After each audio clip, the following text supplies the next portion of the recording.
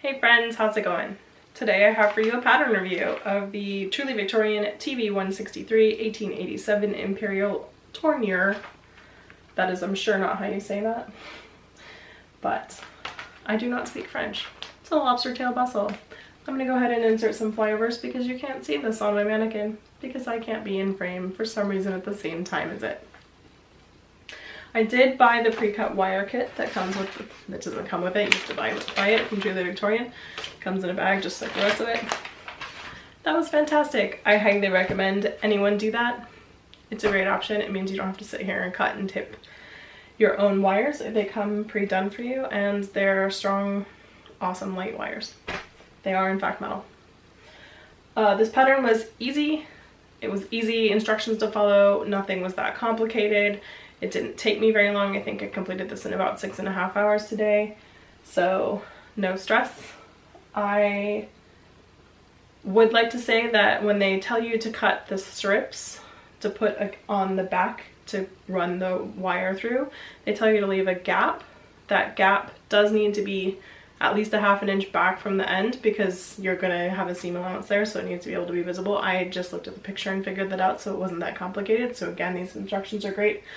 I would recommend putting the gap on the top, and I'll tell you why. I'm gonna leave the gaps open. I'm not gonna sew them shut. I'm gonna leave it open so that I can go ahead and take this guy and collapse it if I want and pack it in a suitcase if I want. Super easy. It does collapse down flat, but it would be much simpler and much smaller and easier to transport because of the shape, and the bulk of the shape even collapsed. If I did in fact be able to take out the hoop wires. If you put the slit that you leave open on the top, it makes it much less likely that a boning piece is going to slip out on you. So I would recommend that you do that. Otherwise, the instructions were super easy, super clear.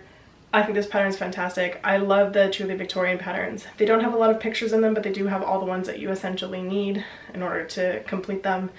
Truly Victorian patterns aren't necessarily for extreme beginners, so you do have to have sewing experience to understand what they're talking about, but if there's something you don't understand, you can also look it up on the internet, so that's fantastic.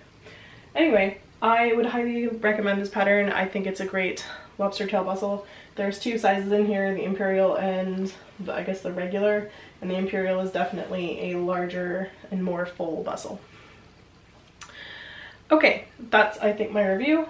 I hope you enjoyed this video. If you did, give it a thumbs up, leave me a comment down below, let me know if you're gonna make an Imperial bustle, if you're gonna make a lobster tail of any kind, if you've taken a class to make one. I am always willing to learn a new technique to make these things because I love bustle dresses. And if you haven't subscribed, please go ahead and do so, and I will see you next time with another video. Bye guys!